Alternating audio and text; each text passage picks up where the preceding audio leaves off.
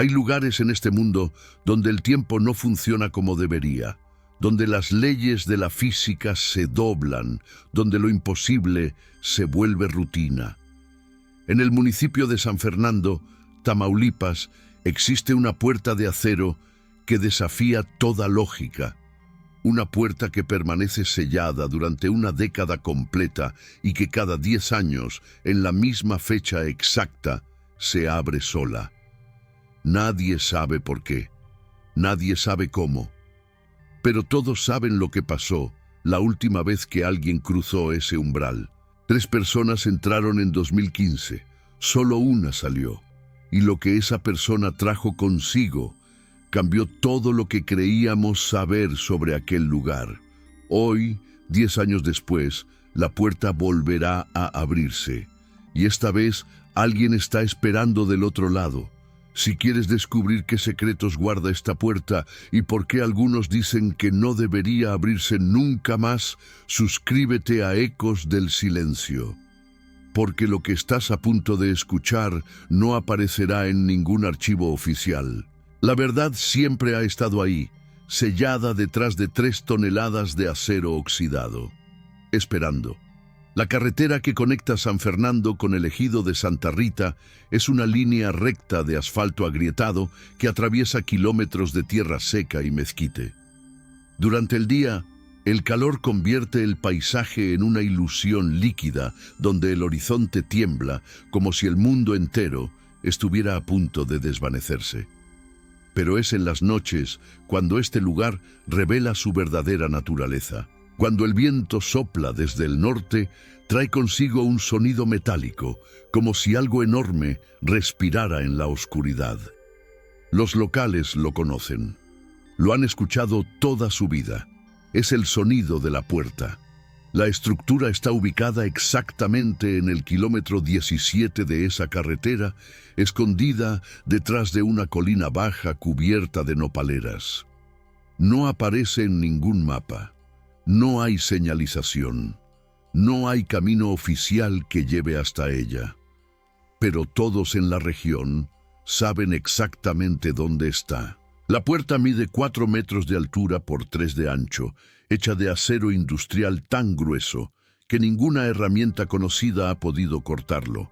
No tiene manijas, no tiene cerraduras visibles, no tiene bisagras externas, simplemente está ahí, empotrada en una pared de concreto que emerge de la tierra como si hubiera crecido naturalmente del suelo.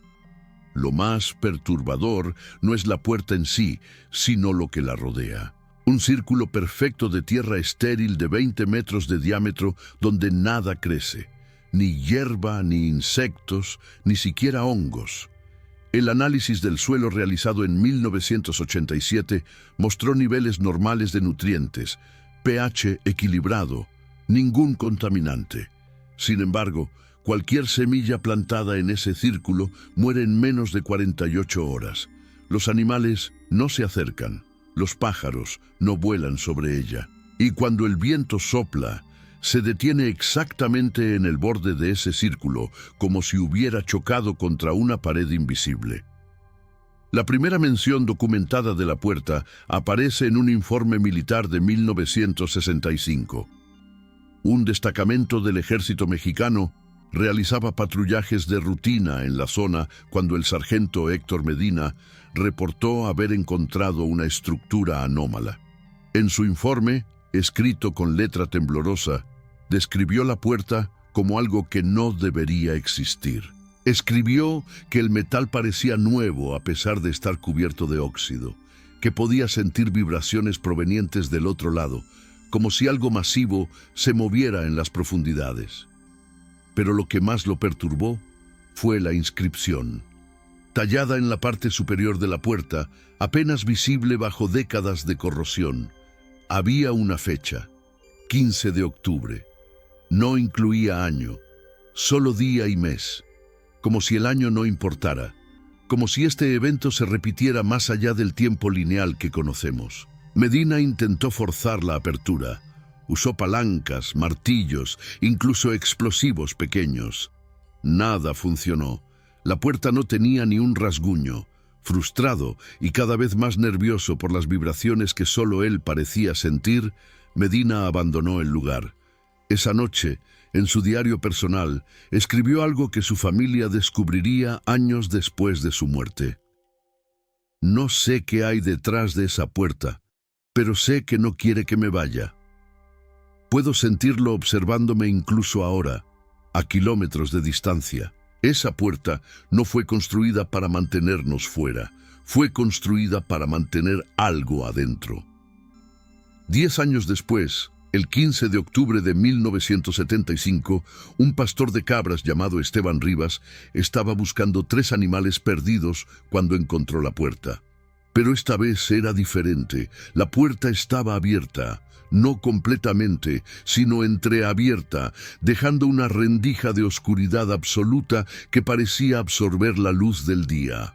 Esteban, un hombre práctico de 60 años que había vivido toda su vida en estas tierras, sintió algo que nunca había experimentado antes: terror primitivo.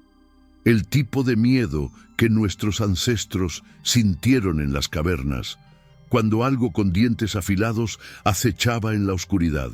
Pero Esteban también era curioso, y sus cabras estaban perdidas. Se acercó a la puerta, gritando los nombres de sus animales. Su voz no produjo eco, simplemente fue absorbida por esa oscuridad. Entonces escuchó algo. No eran sus cabras, era el sonido de pasos, pesados, metálicos, acercándose lentamente desde las profundidades. Esteban corrió como no lo había hecho en décadas, sin mirar atrás, hasta que el círculo estéril quedó atrás. Cuando finalmente se atrevió a voltear, la puerta estaba cerrada nuevamente, completamente sellada, como si nunca hubiera estado abierta. Esa noche, Esteban les contó a todos en el pueblo lo que había visto. Algunos se rieron, otros guardaron silencio, porque había otros que también habían visto la puerta abierta ese mismo día. Una maestra de primaria que pasaba por la carretera juró haberla visto entreabierta exactamente a las 3 de la tarde. Un camionero reportó lo mismo a las 5, y un grupo de adolescentes que acampaban cerca dijeron que a medianoche la puerta no solo estaba abierta, sino que había luz saliendo de ella. Una luz verde pálida que pulsaba como un corazón. Para la madrugada del 16 de octubre, la puerta estaba cerrada nuevamente, y así permaneció durante los siguientes 10 años. Pero algo había cambiado en San Fernando. La gente comenzó a tener sueños, siempre el mismo sueño. Estaban parados frente a la puerta de acero, y una voz sin fuente les susurraba un secreto diferente para cada persona, pero todos describían la misma sensación, que ese secreto era la cosa más importante que jamás escucharían, y que olvidarlo al despertar era una tragedia personal. En 1985, la puerta volvió a abrirse. Esta vez, alguien entró. Su nombre era Roberto Villarreal, un ingeniero de 32 años que trabajaba para una compañía petrolera con operaciones en la región. Roberto no creía en leyendas, no creía en misterios sin explicación. Para él, todo tenía una respuesta lógica, solo era cuestión de encontrarla. Cuando escuchó sobre la puerta que se abría cada 10 años, decidió que este era el momento perfecto para desmentir la superstición local. Organizó una expedición improvisada, llevando consigo equipo de grabación, lámparas de alta potencia y suficiente valentía como para impresionar a sus colegas.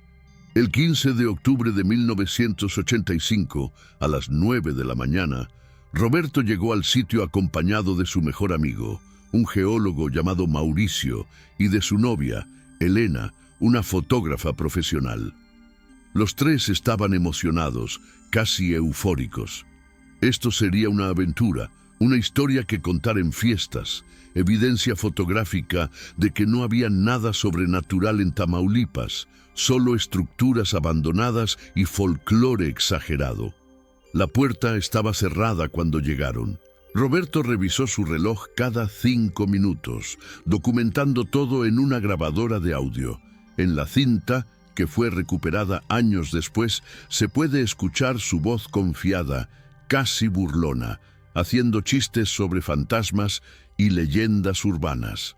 Elena tomaba fotografías del círculo estéril, fascinada por el fenómeno, pero convencida de que había una explicación científica.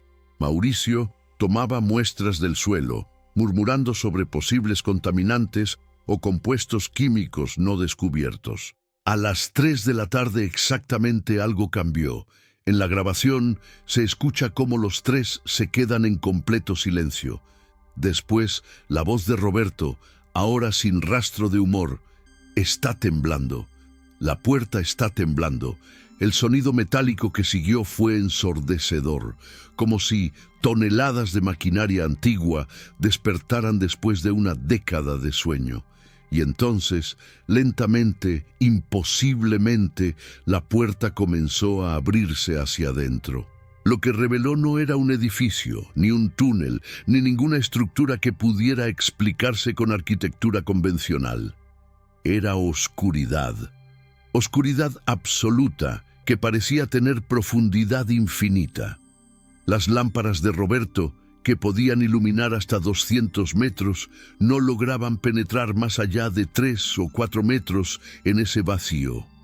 Era como si la luz misma fuera absorbida, consumida por algo que existía más allá de su alcance. En la grabación, Elena susurra: «No deberíamos entrar. Hay algo mal aquí». Pero Roberto, impulsado por una mezcla de orgullo y curiosidad científica, da el primer paso. Se escucha el sonido de sus botas sobre metal, un eco extraño que no debería existir en un espacio abierto. Mauricio lo sigue. Y después de una larga pausa, Elena también entra, su respiración agitada capturada claramente en el audio. Los primeros minutos dentro parecen normales. Describen un corredor de metal, paredes lisas sin soldaduras visibles, el aire frío pero no húmedo. No hay cables, no hay luces, no hay señales de ocupación humana, solo metal y silencio. Caminan durante lo que Roberto calcula son 20 minutos en línea recta. Sus lámparas iluminan apenas unos metros adelante, pero detrás de ellos, cuando voltean, la entrada todavía es visible como un rectángulo de luz natural. Entonces encuentran la primera puerta interior. Esta es diferente, más pequeña, hecha de un metal oscuro que no refleja la luz. Y está entreabierta. Roberto se acerca, empuja suavemente y la puerta se abre sin resistencia, sin sonido. Lo que hay del otro lado hace que Elena grite. Es una habitación circular de unos 10 metros de diámetro, pero las paredes están cubiertas de algo que ninguno de ellos puede identificar inmediatamente. Parecen raíces, o cables, o venas, algo orgánico y metálico al mismo tiempo, pulsando débilmente con esa misma luz verde pálida que los testigos de 1975 describieron. En el centro de la habitación hay una estructura que se asemeja a una consola de control, pero los símbolos en ella no corresponden a ningún idioma conocido. No son letras, no son números, son formas que parecen moverse cuando no las miras directamente. Mauricio, el científico, comienza a hiperventilar. En la grabación su voz suena estrangulada. Esto no es humano, esto no fue construido por nosotros. Roberto intenta calmarlo, pero su propia voz tiembla. Elena está fotografiando todo frenéticamente, el clic de su cámara resonando de manera antinatural en ese espacio. Y entonces algo responde. No es un sonido audible en la grabación, pero los tres reaccionan simultáneamente. Se quedan completamente inmóviles, como si estuvieran escuchando algo que el micrófono no puede captar. Después de casi un minuto de silencio absoluto, Roberto susurra: «Pueden escucharlo, ¿verdad?» No es una pregunta, es una confirmación. Elena comienza a llorar. Mauricio dice algo incomprensible, sus palabras atropelladas y pánico puro. Lo siguiente en la grabación es caos. Sonidos de pasos corriendo, respiraciones agitadas, algo que suena como metal arrastrándose. Roberto grita: ¡corran! ¡Corran hacia la salida! El audio se vuelve confuso, golpes, algo que suena como un cuerpo cayendo, Elena gritando el nombre de Mauricio una y otra vez. Y entonces, abruptamente, la grabación termina. 3 días después, Roberto Villarreal apareció en la carretera principal, a 5 kilómetros de la puerta. Estaba cubierto de polvo, deshidratado, en estado de shock profundo. No tenía su equipo, no tenía sus lámparas. Lo único que llevaba era la grabadora, que milagrosamente seguía funcionando, y algo más. En su mano derecha, apretado con tanta fuerza que tuvieron que sedarlo para quitárselo, había un objeto metálico del tamaño de una moneda. Un disco delgado con símbolos grabados, los mismos símbolos que habían visto en la consola. Elena y Mauricio nunca fueron encontrados. Las búsquedas oficiales duraron 2 semanas. Equipos de rescate, perros rastreadores, incluso helicópteros militares peinaron la zona. Pero la puerta estaba cerrada nuevamente, sellada como si nunca hubiera estado abierta. Y Roberto no podía, o no quería, explicar qué había pasado exactamente allá abajo. Durante meses estuvo internado en un hospital psiquiátrico en Monterrey. No hablaba, no comía a menos que lo forzaran.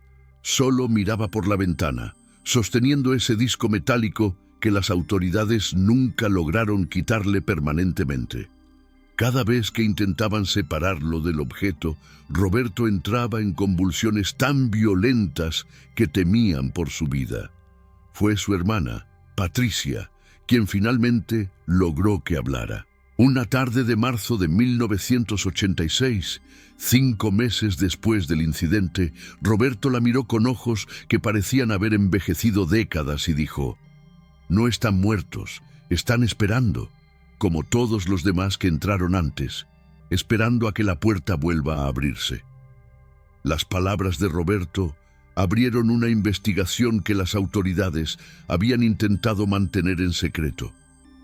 Resultó que Elena y Mauricio no eran las primeras personas en desaparecer en conexión con la puerta. De hecho, había registros fragmentados y dispersos en diferentes archivos municipales y estatales, de al menos 7 desapariciones previas. Todas ocurridas en años terminados en 5, siempre alrededor del 15 de octubre. Todas sin resolución, y en cada caso, al menos un testigo o sobreviviente mencionaba la puerta de acero. El caso más antiguo documentado data de 1955. Un grupo de trabajadores ferroviarios que instalaban vías en la región reportó haber encontrado la estructura. Según el informe, 3 hombres entraron para explorar, pensando que era un búnker militar abandonado. Solo uno salió, un hombre llamado Jacinto Reyes, quien pasó el resto de su vida en silencio absoluto. Nunca volvió a hablar después de ese día. Murió en 1973 y en su tumba su familia grabó una inscripción extraña: «Aquí yace quien vio lo que no debía ver». En 1975, además del pastor Esteban que vio la puerta abierta, hubo un incidente que nunca se hizo público. 2 estudiantes universitarios de Monterrey que hacían un viaje de camping desaparecieron esa misma noche. Sus mochilas fueron encontradas exactamente en el borde del círculo estéril, pero sus cuerpos nunca. Las familias presionaron para una investigación exhaustiva, pero después de 2 meses, el caso fue archivado como personas extraviadas en el desierto. Sin embargo, en los archivos policiales hay una nota curiosa escrita por un detective que trabajó el caso. Las mochilas estaban colocadas en formación perfecta, como si hubieran sido dejadas intencionalmente, y había huellas que se dirigían hacia algo que no existe en los mapas. Después del incidente de 1985 con Roberto, la puerta comenzó a atraer un tipo diferente de atención. Investigadores paranormales, ufólogos, incluso un equipo de televisión de un programa de misterios intentaron documentar el fenómeno. Pero había un problema. Entre los años que terminaban en 5, la puerta era inaccesible de maneras que desafiaban explicación lógica. Los vehículos que intentaban llegar sufrían fallas mecánicas inexplicables. Las brújulas giraban sin control. Los dispositivos electrónicos se apagaban. Y aquellos que insistían en acercarse a pie reportaban una sensación de desorientación tan severa que terminaban caminando en círculos, convencidos de estar avanzando en línea recta. En 1995, el gobierno federal finalmente tomó cartas en el asunto. Un equipo especializado del ejército, equipado con tecnología de punta, estableció un perímetro de seguridad alrededor del área. Su misión, documentar científicamente lo que ocurría el 15 de octubre y, si era posible, ingresar a la estructura de manera controlada. El operativo fue clasificado, pero documentos desclasificados en 2018 revelaron detalles perturbadores. El equipo, liderado por el capitán Fernando Maldonado, instaló cámaras, sensores sísmicos y equipos de medición electromagnética. Durante la semana previa a la fecha, los instrumentos comenzaron a registrar anomalías, fluctuaciones en el campo magnético terrestre que no correspondían a ningún fenómeno natural conocido, vibraciones subterráneas que parecían seguir un patrón rítmico, como si algo masivo estuviera respirando bajo tierra. El 15 de octubre de 1995, a las 2:47 de la tarde, todos los equipos electrónicos fallaron simultáneamente. Las cámaras se apagaron, los sensores dejaron de transmitir, incluso las radios quedaron en silencio. Los soldados reportaron después que en ese momento sintieron una presión en los oídos, como si hubieran descendido rápidamente en elevación, seguida de un zumbido de baja frecuencia que parecía venir de todas direcciones a la vez. La puerta se abrió a las 3 en punto exactamente, pero esta vez algo salió antes de que nadie entrara. Era una figura humanoide, según los testimonios, pero su forma era difícil de definir, como si estuviera ligeramente desincronizada con la realidad circundante. Caminó, o flotó, en dirección al norte durante aproximadamente 50 metros antes de desvanecerse completamente, dejando atrás solo un rastro de ese olor que varios testigos habían mencionado a lo largo de los años. Metal oxidado mezclado con ozono y algo orgánico, como carne preservada. El capitán Maldonado, contra las órdenes explícitas de no entrar, decidió que esta era una oportunidad única. Junto con 2 de sus hombres, ingresó a la estructura. Llevaban equipos de comunicación de última generación, rastreadores GPS y suficiente iluminación como para convertir la noche en día. Las últimas palabras transmitidas por radio antes de perder contacto fueron: «Hay estructuras aquí que no deberían ser posibles. Esto desciende más allá de lo que creíamos. Vamos a...». Y entonces, silencio. Los 3 hombres nunca regresaron. La puerta se cerró a medianoche, como siempre. El operativo militar fue disuelto silenciosamente y todos los soldados sobrevivientes fueron trasladados a diferentes unidades con órdenes de no discutir lo presenciado. Pero las historias filtraron de todas formas. Siempre lo hacen. Para el año 2005, San Fernando se había convertido en un lugar de peregrinación para aquellos fascinados por lo inexplicable. El 15 de octubre de ese año, más de 200 personas se congregaron cerca del sitio, mantenidas a distancia por un nuevo perímetro militar mucho más estricto. Nadie fue permitido acercarse. Pero aquellos que estuvieron allí juraron haber visto la puerta abrirse nuevamente, y esta vez escucharon algo. Un sonido que fue grabado por decenas de teléfonos celulares y cámaras. Un sonido que los expertos en acústica no han podido explicar, voces humanas, superpuestas unas sobre otras, cientos o quizás miles de ellas susurrando una sola palabra en un idioma que nadie reconoce. Análisis espectrográficos posteriores del audio revelaron algo aún más perturbador. Entre esas voces, había algunas que correspondían exactamente a los patrones vocales de personas desaparecidas en incidentes previos. Elena, la fotógrafa de 1985, los estudiantes de 1975, incluso uno de los trabajadores ferroviarios de 1955, cuya voz había sido grabada casualmente en un mensaje de radio semanas antes de su desaparición. Roberto Villarreal murió en 2009, a los 56 años, oficialmente de un ataque cardíaco, pero quienes lo conocieron en sus últimos años dicen que simplemente se apagó, como si hubiera estado esperando algo que finalmente llegó. En su testamento dejó instrucciones específicas.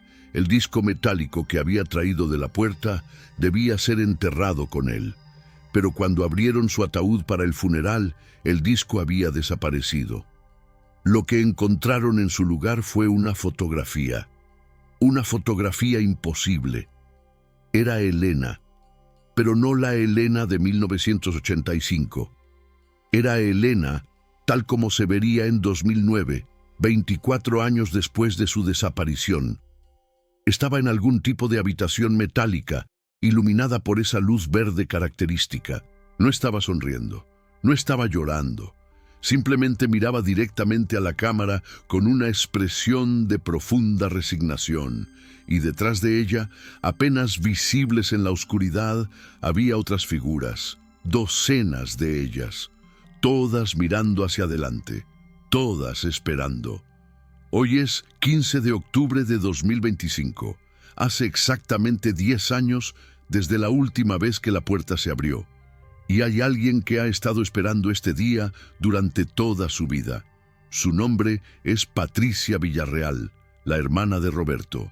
Ahora tiene 62 años y ha dedicado las últimas 4 décadas a entender qué le pasó realmente a su hermano en aquel lugar.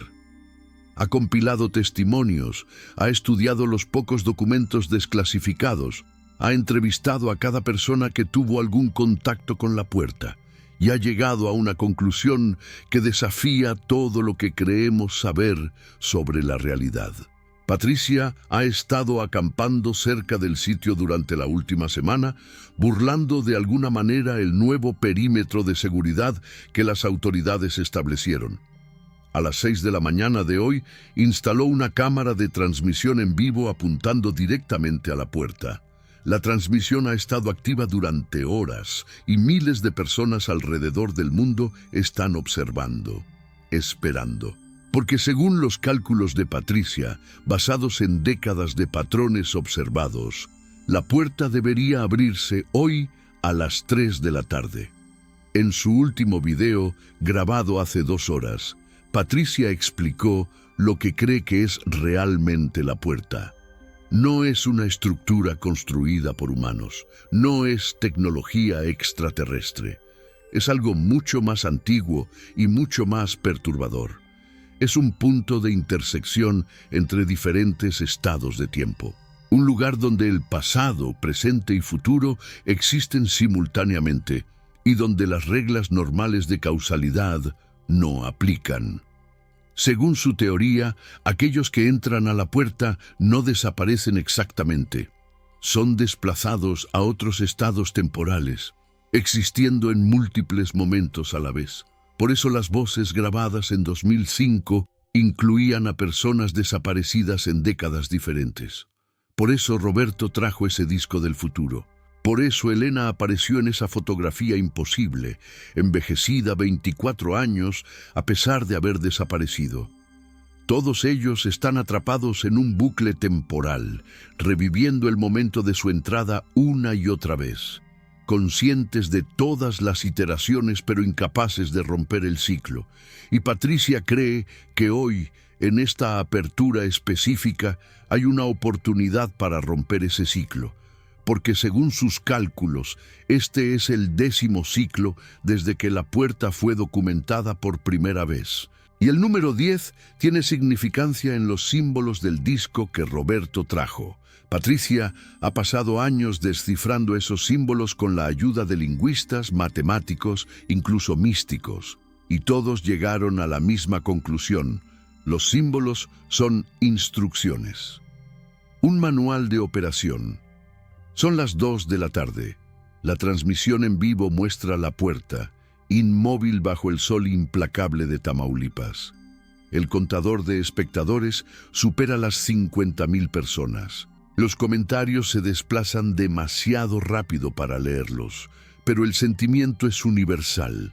Anticipación mezclada con miedo. En el chat, alguien publica que los militares se están acercando a la posición de Patricia. Otro dice que están experimentando interferencia en sus señales de internet. Un tercero jura que puede escuchar ese zumbido de baja frecuencia a través de sus parlantes, a pesar de estar a miles de kilómetros de distancia. 2:47 p.m. En la transmisión, la imagen comienza a temblar. No es la cámara. Es el aire mismo alrededor de la puerta que parece distorsionarse, como ondas de calor pero más pronunciadas. Patricia aparece en el encuadre, caminando lentamente hacia la estructura. En su mano izquierda lleva el disco metálico. Sí, ese disco. Lo recuperó del ataúd de Roberto antes del entierro. Lo ha guardado en secreto durante 16 años, esperando este momento exacto. 2:55 p.m. El zumbido es ahora audible claramente en la transmisión. Los espectadores reportan mareos, náuseas. Algunos incluso dicen que están viendo sombras en las esquinas de sus pantallas. Patricia está ahora a 5 metros de la puerta. Levanta el disco hacia la inscripción tallada en la parte superior y comienza a hablar, pero no en español. Está pronunciando algo en ese idioma imposible que nadie reconoce, las mismas palabras que las voces susurraron en 2005. 3:0 p.m. La puerta comienza a abrirse, pero esta vez es diferente. La oscuridad que siempre hubo del otro lado está siendo reemplazada por luz. Esa luz verde pálida y pulsante que se ha descrito durante décadas, pero ahora es brillante, casi cegadora. Y en esa luz se pueden ver siluetas, decenas de ellas, cientos, todas caminando lentamente hacia la apertura, hacia la salida. Patricia no retrocede. Se queda exactamente donde está, sosteniendo el disco como si fuera un talismán. Y entonces la primera figura emerge de la luz. Es una mujer de unos 30 años, con ropa que parece de los años 80. Su rostro es pálido, sus ojos están cerrados, pero está respirando. Está viva. Detrás de ella, más figuras. Un hombre con uniforme militar de los 90. 2 estudiantes con mochilas vintage, más y más. Elena sale entre ellos. Elena, que desapareció hace 40 años, pero tiene la apariencia de alguien de 55. Camina como si estuviera en trance, pero cuando pasa junto a Patricia, sus labios se mueven formando 2 palabras. Lo siento. La transmisión continúa durante 20 minutos más. En ese tiempo, exactamente 73 personas emergen de la puerta. Todas ellas aparecen en los registros de personas desaparecidas en conexión con el sitio. La última en salir es una figura que hace que Patricia caiga de rodillas. Es Roberto, su hermano, pero no el Roberto de 56 años que murió en 2009. Es el Roberto de 32 años que entró en 1985. No ha envejecido ni un solo día. Roberto camina hasta Patricia. La mira como si la reconociera, pero también como si estuviera viendo a través de ella, hacia algo más allá. Toma el disco de sus manos y sin decir palabras se da la vuelta. Camina de regreso hacia la puerta. Y todas las otras 72 personas lo siguen, marchando en formación perfecta, de vuelta a esa luz imposible. Patricia grita su nombre. Le ruega que se quede, pero Roberto no se detiene. Y justo antes de cruzar el umbral nuevamente, voltea una última vez. Sus labios forman una oración que es capturada perfectamente por la cámara. No puedes liberarnos, solo puedes recordarnos. Hasta la próxima vez. La puerta se cierra, la luz se desvanece, y en el suelo, donde estuvo Patricia arrodillada, hay un objeto nuevo, otro disco metálico, pero este tiene símbolos diferentes, instrucciones diferentes. Para el próximo ciclo, la transmisión termina abruptamente cuando los militares finalmente llegan. Patricia es detenida, su equipo confiscado, pero el video ya se ha descargado millones de veces. Los análisis están en curso. Los debates son infinitos. Algunos dicen que fue un fraude elaborado. Otros insisten en que fue evidencia real de algo que va más allá de nuestra comprensión. Pero hay algo en lo que todos están de acuerdo. En 10 años, el 15 de octubre de 2035, la puerta volverá a abrirse y alguien estará esperando. Porque eso es lo que hace esta puerta. No solo atrapa a aquellos que entran, los convierte en parte de un ciclo eterno, un ritual que se repite cada década, por razones que tal vez nunca comprendamos completamente. Roberto está atrapado, Elena está atrapada. Todos los que alguna vez cruzaron ese umbral están atrapados, no en el espacio, sino en el tiempo. Condenados a revivir su entrada, su terror, su descubrimiento de lo que realmente existe detrás de esa puerta de acero, una y otra vez, eternamente. Patricia Villarreal ahora lleva el nuevo disco, y según sus propias palabras en una entrevista clandestina realizada días después del evento, está descifrada sus símbolos, porque ella cree que hay una forma de romper el ciclo permanentemente. Pero requiere algo que ninguno de los anteriores intentó. Requiere que alguien entre voluntariamente, con pleno conocimiento de lo que significa, y se quede allí, permanentemente, convirtiéndose en parte de la estructura misma, volviéndose el guardián en lugar de un prisionero. Y Patricia ha decidido que en 2035 ella será esa persona, porque algunas puertas no fueron hechas para abrirse. Fueron hechas para enseñarnos que hay misterios en este universo que son más grandes que nosotros, más antiguos que nuestra civilización, y que algunas preguntas, quizás, no deberían tener respuesta. Mientras tanto, en San Fernando, la gente ha vuelto a su vida cotidiana, pero en las noches, cuando el viento sopla desde el norte, todavía pueden escuchar ese sonido metálico, el sonido de la puerta, respirando, esperando, sabiendo que en una década más volverá a despertar y alguien en algún lugar estará llamándola. Porque eso es lo que hace, te llama, te susurra secretos en sueños, te promete respuestas y cuando finalmente cedes y cruzas ese umbral, descubres que la respuesta más terrible de todas es esta, que no hay salida, solo ciclos, solo repetición, solo la eternidad observándote a través de una puerta de acero que nunca debió existir.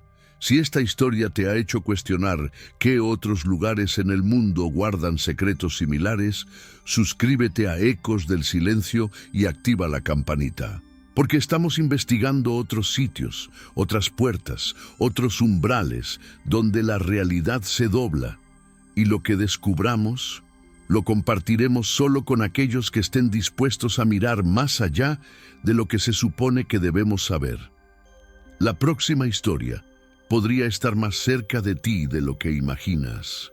Comparte este video con alguien que necesite escuchar esta verdad. Y recuerda, algunas puertas están cerradas por una razón.